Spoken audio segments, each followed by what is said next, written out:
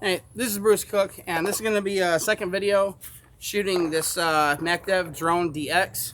So we had some failures in the first video. I was using, well, firstly, I was doing the video like immediately after it rained, and the air or the cloud of air that was coming out of the front of the barrel was obstructing the view of the paint going into the woods.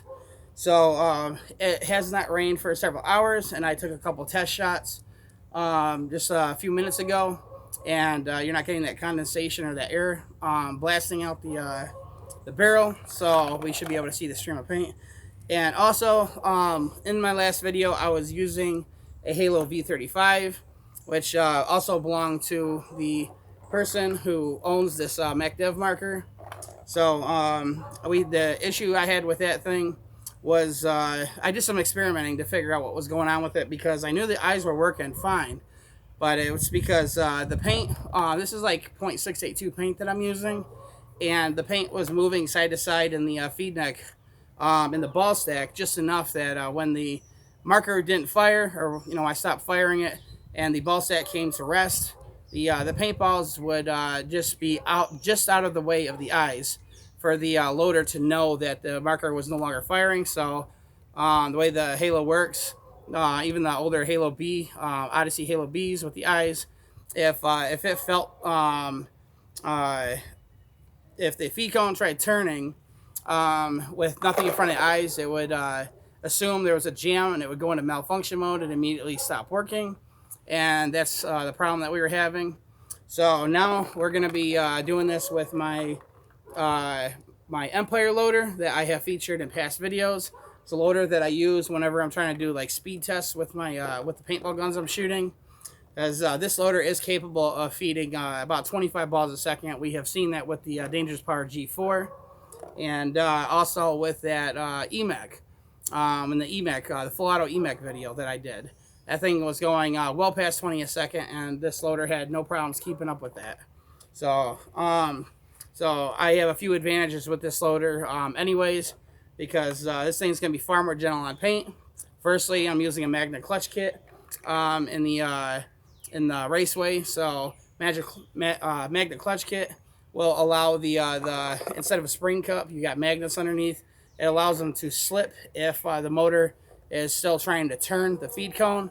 When there's a ball stack, it'll just keep slipping instead of putting more pressure on the stack of paint.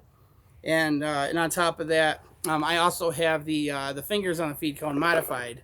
So I got the bottoms of the fingers modified, so if it tries spinning when the loader is low on paint, the fingers will go over top of the top of the ball as it's going down, instead of like hitting it. Plus, I have the clutch kit set so it's not going to be unwinding when the loader is low, like you would normally have a spring cup and on the older feed cones and stuff.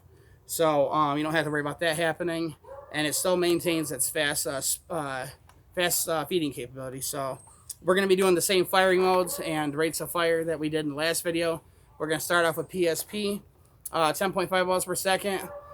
Shoot a few seconds of that, and then the rest of it is going to be full auto.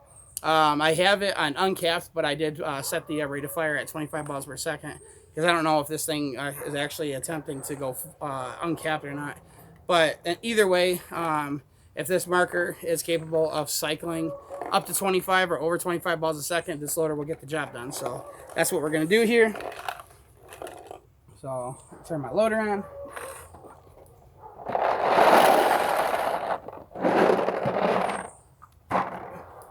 Turn the marker on.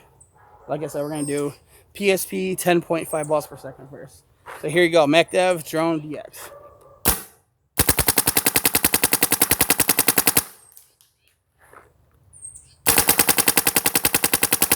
Let the tire.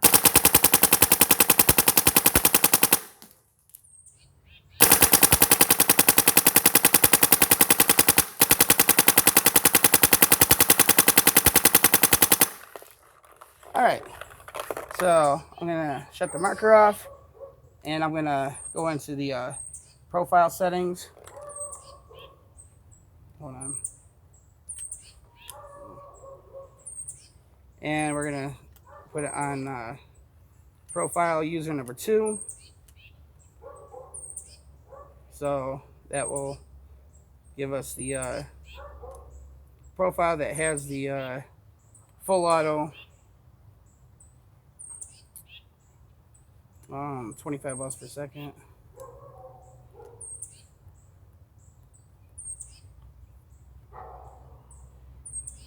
Wait, hold on. Let me shut this off real quick.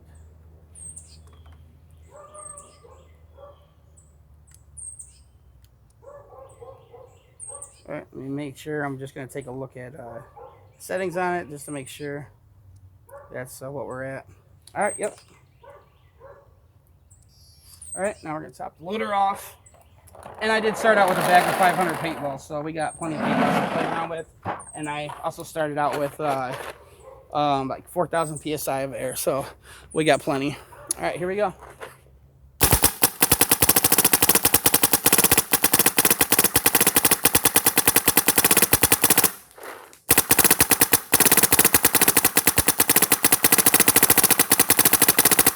That's a marker struggling to cycle that fast, or if it's the loader struggling to feed. I was hoping this thing will go a little faster. Oh, it's because I have it on full auto and I'm walking the trigger. Whoops, here we go.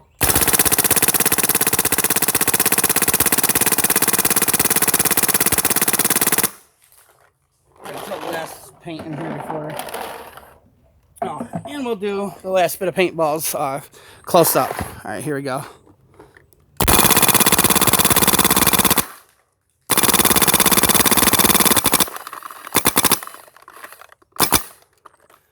Hey, look at that. We got through the whole thing. No chops. I wish I'd remembered it was on full auto. I'm not used to full auto, so I'm sitting there trying to walk the trigger, and that's why I was acting like that. But we got a good couple hundred rounds off doing it the right way. But, yeah, there you go. If I had to guess the rate of fire on that, it was probably spitting them out at around 20 bps per second. The Halo V35 did have this beat, because I know that Halo V35 was probably peaking at like 22, 23 balls a second. When it was feeding properly. So, but I mean, that was the Halo V35. That's possibly the all-time fastest loader out there. I can't say that the rotors are. Yeah, on a drop test, yeah, that I think it was a DM8 that they die modified when the rotor came out. They had it the DM8 modified somehow where it was literally spinning out 40 a second when they did that slow-mo video that was being timed. But I've typically seen these Halos that are capable of going past 20 a second feed faster than the rotors. But anyways, there you have it. Again, that is the Drone DX, MacDev Drone DX. And I hope you enjoyed the video, and I will see you in the next one.